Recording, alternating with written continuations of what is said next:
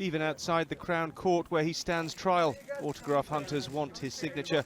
But today Paul Gascoigne had to listen to the account of a woman who says that sharing a train carriage with him on the way home from work turned into a sexual assault. She describes seeing him clearly intoxicated, surrounded by empty drinks cans and his face smeared with food in the seat behind hers on a train between York and Durham, until the point he got up and sat on her. Paul Gascoigne's story after his playing days is one of contradiction, vulnerability, public misunderstanding, and repeated collisions with the law, all set against the backdrop of a man whose personal boundaries often dissolved under pressure, addiction, and lifelong emotional fragility. To understand the legal allegations that followed him into later life, it is important to see them not as isolated headlines, but as moments in a long, messy struggle involving fame, alcohol, mental health, and a personality that never adapted to ordinary social limits once football stopped protecting him. Before we go any further, if you enjoy deep, honest football stories that go beyond the pitch and into the real lives of legends, take a moment to like the video and subscribe to the channel. It really helps the channel grow, and it means you won't miss stories like this in the future.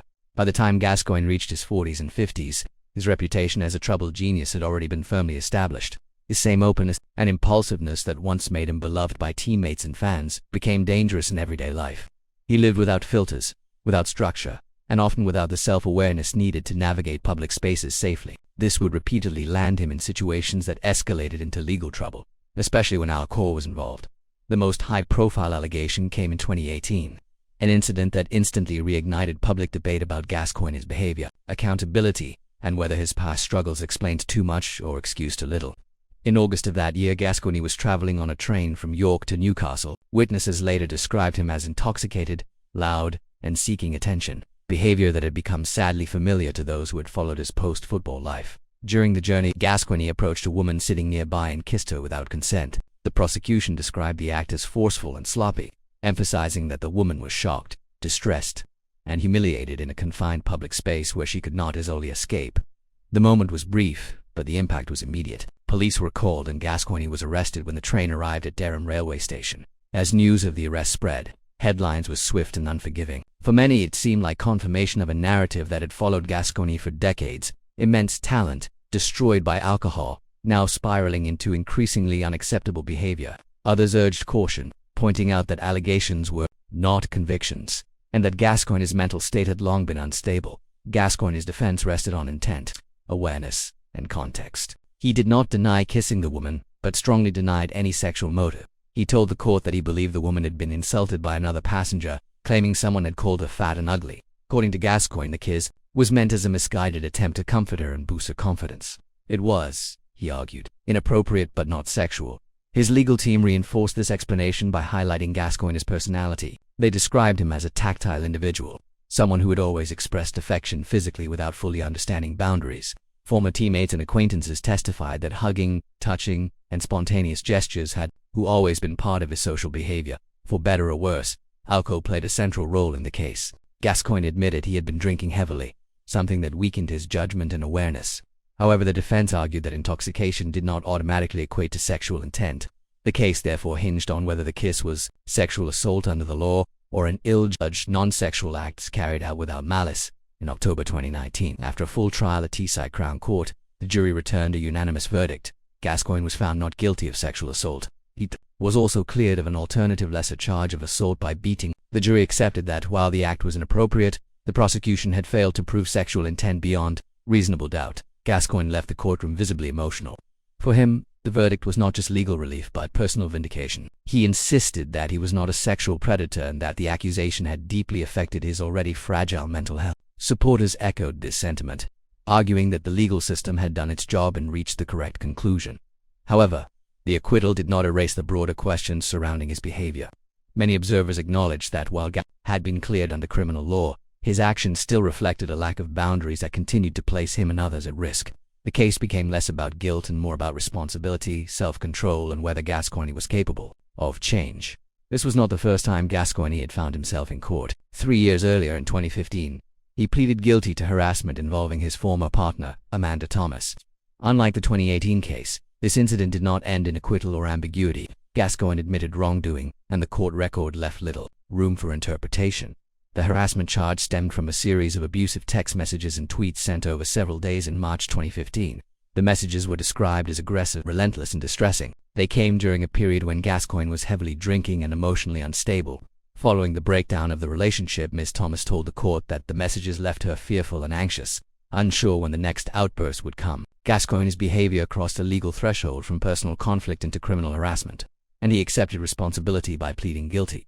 The court fined Gascoigne £100, ordered him to pay £1,000 in compensation to Ms. Thomas, and imposed a 2-year restraining order banning any form of contact. The relatively light financial penalty reflected his limited income at the time, but the restraining order was a clear statement that his behavior was unacceptable. During the same 2015 proceedings, Gascoigne also pleaded guilty to common assault, following an altercation with photographer Stephen Shepherd. The incident occurred when Gascoigne, irritated and intoxicated, lashed out after feeling harassed by media attention. It was another example of how poorly he handled confrontation outside the structured environment of football. These incidents reinforced a recurring pattern. Gascoigne struggled with boundaries, reacted emotionally to perceived slights, and often turned to alcohol, which amplified every flaw. Each episode added to a growing legal record that contrasted painfully with the joyful, carefree image many fans still clung to. In 2013, Gascoigne had already been fined for assaulting a railway guard and being drunk and disorderly at Stevenage railway station. The incident involved verbal abuse and physical aggression, once again in a public transport setting. Alcohol was again a central factor, and Gascoigne admitted he had lost control by 2016. The pattern extended into public appearances. During an Evening with Gazza show in Wolverhampton, Gascoigne used racially aggravated abusive language while on stage. The comments shocked the audience and quickly spread through media coverage. Gascoigne later pleaded guilty and was fined £1,000. That incident was particularly damaging because it contradicted the inclusive, emotional image many fans associated with him. Gascoigne apologized, blaming alcohol and poor judgment, but the damage to his public standing was real. It also demonstrated how unpredictable his behavior had become when performing unscripted in front of crowds. Taken together, these cases paint a complicated picture. Gascoigne is neither the monster some headlines suggested nor a harmless clown misunderstood by society. He is a deeply flawed individual whose lack of boundaries, addiction, and emotional instability repeatedly spilled into the legal system. What makes Gascoigne's story especially tragic is that many of these incidents were preventable. Former teammates and support workers have repeatedly said that when sober, he is gentle, generous, and painfully aware of his own failings. But sobriety has been fragile, and relapse has often reopened the door to chaos. The 2018 acquittal stands as an important reminder of the difference between legal guilt and public judgment. Gascoigne was cleared because the evidence did not meet the criminal standard, not because the behavior was appropriate. That distinction is often lost in public debate, but it matters. For Gascoigne himself, the case became another emotional scar. He spoke openly afterward about how close he had come to despair, saying the trial made him feel like his entire life was on trial, not just one moment on a train. For a man already haunted by regret, it was another heavy burden. In later interviews, Gascoigne acknowledged that even when cleared, he needed to change. He admitted that his understanding of personal space and consent was outdated and shaped by an era when his status protected him. Whether that realization leads to lasting change remains an open question. Paul Gascoigne's legal history cannot be separated from his humanity. It is the story of someone who never learned how to be ordinary, who lived too long in the spotlight without the tools to survive outside it. Each court case is less a scandal in isolation and more a chapter in a life that never truly found balance. His legacy remains painfully divided. On the pitch, he is remembered as one of the most gifted footballers England has ever produced. Off it, he is a cautionary tale about fame without support, talent without structure, and vulnerability exposed to the harshest public glare. Gascoigne's story forces uncomfortable questions about responsibility, compassion, and accountability. It asks whether society knows how to help its fallen heroes, or whether it only knows how to judge them once they fall. In that tension lies the true tragedy of Paul Gascoigne's post-football life. Even now, years after many of these cases faded from the headlines, Gascoigne remains a figure people argue about rather than simply remember. Some see him as a man repeatedly forgiven because of his footballing brilliance, while others see someone who has been punished publicly far more than most for behavior rooted in illness and addiction. That split reflects how uncomfortable society still is when trying to balance empathy with accountability, especially when the person involved is famous. What is undeniable is that Gascoigne's encounters with the legal system often acted as warning flares rather than turning points. Each incident briefly forced reflection, apologies, and promises of change, but sustained stability proved elusive. The absence of long-term structure after retirement, combined with lingering mental health issues, meant that lessons were learned, painfully slowly if at all, in recent years.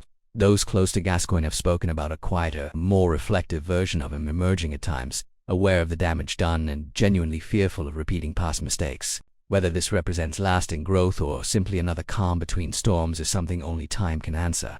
His life has taught fans that redemption is rarely a straight line, especially for someone who has lived so publicly and so chaotically. Ultimately, Paul Gascoigne's legal troubles are not the defining feature of his life, but they are inseparable from it. They reveal a man trapped between who he was celebrated for being and who he struggled to become afterward. His story endures not because it is neat or inspiring, but because it is painfully human, messy, and unresolved, much like Gascoigne himself.